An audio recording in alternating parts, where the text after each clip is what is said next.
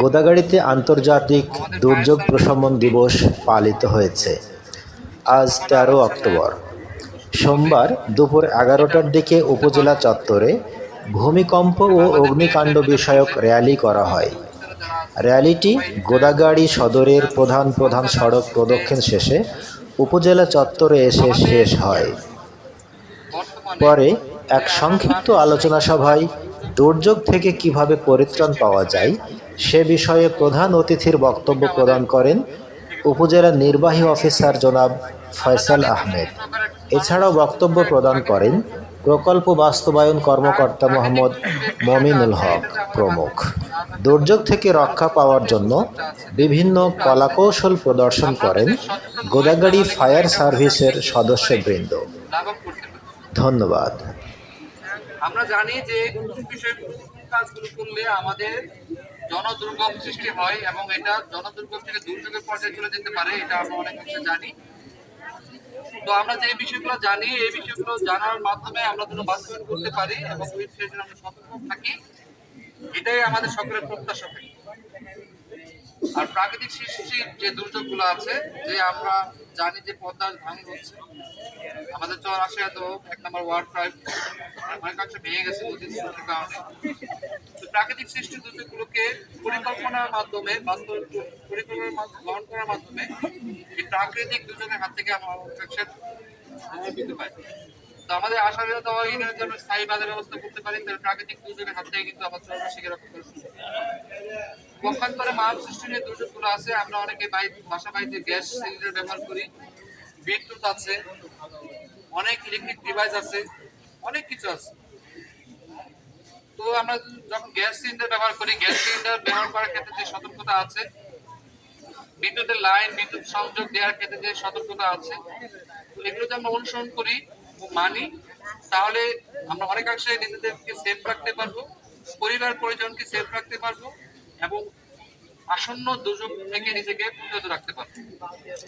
আসুন আমরা সবাই সচেতন হই এবং আজকে আমাদের ফায়ার সার্ভিস এর মাধ্যমে যে প্রদর্শনীটা হবে, প্রদর্শনীর মাধ্যমে আমরা কিছু শিক্ষা নেই এবং শিক্ষার আলোকে এটা বাস্তবায়ন করার চেষ্টা করি এবং দুর্যোগ প্রশমন দিবস উপলক্ষে যে সতর্কতামূলক যে ব্যবস্থা গ্রহণ করার কথা, যেসব বিষয়ে আলোচনা হয়েছে, এগুলো আমরা মাথায় নেই এবং এই প্রত্যেককে জানিয়ে দেই আমরা সবাই যেন বাস্তবায়ন করতে পারি, সেই প্রত্যাশা রেখে আমার বক্তব্য এখানে শেষ সমাপ্ত ঘোষণা করছি এবং ফায়ার সার্ভিসকে অনুরোধ করব তাদের আজকে ডেমনস্ট্রেশনটা প্রদর্শন করার জন্য।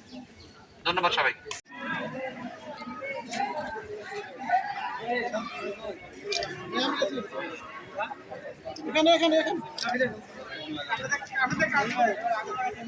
বিসমিল্লাহির রহমানির রহিম। প্রতিবাদ্য সম্মানিত সম্মিলিত উদ্যোগ প্রতিরোধ করি দুর্যোগ। প্রতিবদ্ধ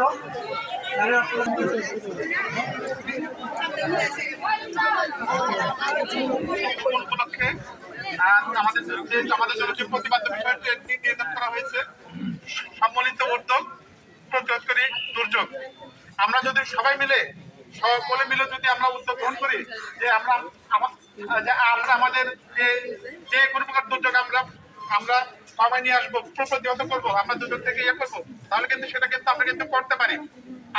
আমরা যদি সচেতন হতে পারি, আমরা যদি আমাদের এই রাজশাহী গোদাগাড়ী অঞ্চলের যে দুর্যোগগুলো সংঘটিত হয়, এই দুর্যোগগুলো নিয়ে যদি আমরা যদি সচেতনতা গ্রহণ করি, তাহলে কিন্তু আমাদের দুর্যোগ কিন্তু কমে আসবে। যেমন আমাদের অল্প কয়েকদিন আগে আমাদের এই পদ্মার নদীতে কয়েকজন দুর্ঘটনায় নিহত হয়েছে। তো আমরা যদি এখানে যদি কিছুটা সচেতন হতে পারতাম, তাহলে কিন্তু আমাদের এই সমস্যাগুলো হতো না। যেমন দুজন বাচ্চা মারা গেছে, আপনারা জানেন। তো আমরা আমাদের বাচ্চাদেরকে যদি একটু নিরাপদে রাখি, আমরা বাবা মারা কি করি, বাচ্চাদেরকে ছেড়ে দিয়ে রাখি। তারা 3-4 বছর 5 বছরের বাচ্চা, তারা কোথায় যাচ্ছে কি করতেছে আমরা খেয়াল রাখি না। কিন্তু আমাদের বাড়িঘর হচ্ছে নদীর পাশে, আমরা যদি তাদেরকে ওখানে না করে দিই, তাদের যদি খেয়াল করি যে তারা যেন নদীর পাশে যেন না যায়, এদিকে রাখি, তাহলে কিন্তু আমরা কিন্তু এই বাচ্চাগুলাকে হারাতাম না। তারপরে আরো যেমন দুর্যোগ আছে আমাদের এখানে খরা, আমাদের রাজশাহী অঞ্চলে আপনার খরাটা কিন্তু প্রচন্ড একটা মারাত্মক একটা দুর্যোগ। এই দুর্যোগটা কমানোর জন্য আমাদেরকে প্রচুর পরিমাণে গাছ লাগাতে হবে। গাছ লাগাতে হবে এবং আমাদের যে ওয়াটার রিজার্ভার যেটা আছে সেটা কিন্তু আমাদের ব্যবহার কমাই দিতে হবে। এখন আমরা এমন কিছু শস্য চাষ করি যে এগুলোতে পানির অপচয় বেশি হয়। এর ফলে হয় কি আমরা মাটির নিচের পানিটা তুলে ব্যবহার করি। তো আমাদেরকে এই শস্য ফলনের ক্ষেত্রে আমাদেরকে বলতে হবে এবং এমন শস্য আমাদের চাষ করতে হবে যে এগুলোতে আমাদের পানির অপচয়টা কম হয় বা পানির খরচ কম হয়। আমরা এই ধরনের যদি কার্যক্রম করি সেক্ষেত্রে আমাদের দুর্যোগগুলোকে কমে আসবে এবং বিভিন্ন ঝড় সাইক্লোন আপনার বর্ষা বন্যা হয় থাকে। সেক্ষেত্রে আমরা যদি আমরা যখন দুর্যোগ শুরু হয় মানে ঝড় বর্ষাকাল শুরুর আগে আমরা যদি আমাদের বাড়িঘরগুলো যদি অল্প খরচে মেরামত করতে পারি তাহলে কিন্তু আমাদের আমাদের দুর্যোগের কারণে যে ক্ষয়ক্ষতি হয় এইগুলো কিন্তু আমরা সেভ করতে পারি। আমরা পাকা বাড়ি ঘর নির্মাণ করতে পারি, আমরা সবাই পাকা বাড়ি ঘর নির্মাণ করতে পারবো না, কিন্তু আমাদের বাড়ির ঘরটাকে যদি একটু উঁচু করে যদি একটু বাঁশ দিয়ে শক্ত করে বর্ষার আগে যদি আমরা মেরামত করে নিতে পারি অল্প খরচে, তাহলে কিন্তু আমরা কিন্তু দুর্যোগ থেকে কিন্তু কিছুটা হলেও রেহাই পাবো। এবং আমাদের রাস্তাঘাটে প্রচুর অ্যাক্সিডেন্ট হয়, বিশেষ করে আমাদের যে ইয়াং জেনারেশনের যে ছেলেমেয়েগুলো আছে তারা দেখি প্রচন্ড গতিতে বাইক চালায়। এটা কিন্তু এক প্রকার দুর্যোগ, এটা মনুষ্য দুর্যোগ। তারা রোড অ্যাক্সিডেন্ট করে, দেখা যাচ্ছে তারা মোটরসাইকেল আমরা বাচ্চারা চালিয়ে আমরা তাদেরকে মোটরসাইকেল কিনে দিচ্ছি, তারা এই যে হাইওয়েতে মোটরসাইকেল চালাতে গিয়ে 70, 80, 90, 100 গতিতে তারা মোটরসাইকেল চালাতে রেস দিচ্ছে।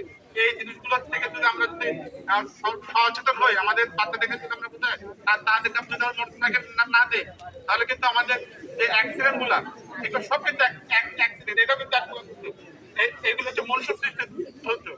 আমরা কিন্তু এই জিনিসগুলো কমে নিয়ে আসতে পারি। তো সবাইকে সচেতন হতে হবে এই দুর্যোগের বিষয়ে। আমি আর কিছু কথা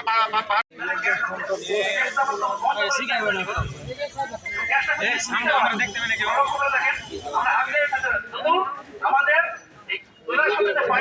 বুঝলাম কেউ উড়াউড়ি করিস না তাই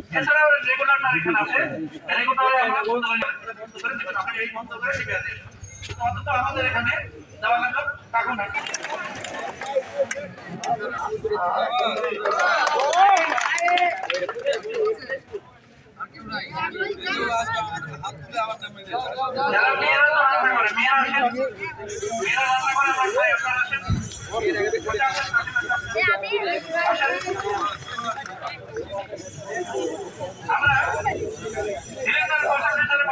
সবার বাড়িতে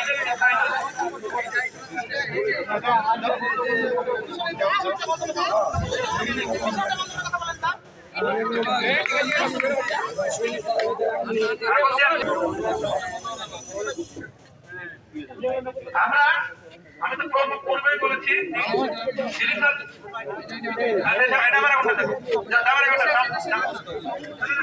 পাইপটা দেখো আমরা পাইপটা কাজ করলে পাইপ যদি শক্ত হয়ে যায় সঙ্গে সঙ্গে পাইপটা পাল্টা ফেলে দেবে। কারণ শক্ত পাইপ কিন্তু দীর্ঘদিন থাকার পর পরে শক্ত হয়ে থাকে, সঙ্গে সঙ্গে পাইপটা পাল্টা ফেলে দেবে। এছাড়াও এই পাইপ রাখুন এরকম ভিজা বস্তা দিয়ে চুলাতে আমরা দস্তা হাতে নিয়ে যাবো।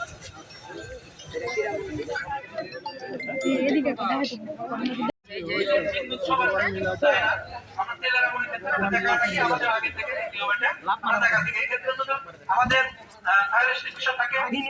বস্তা থাকে অথবা কাঁচা কম্বল থাকে আমরা ভিতরে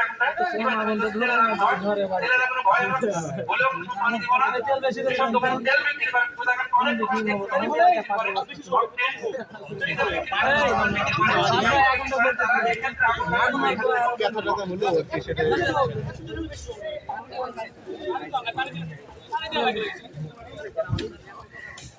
এইভাবে আপনারা কেউ আসবেন?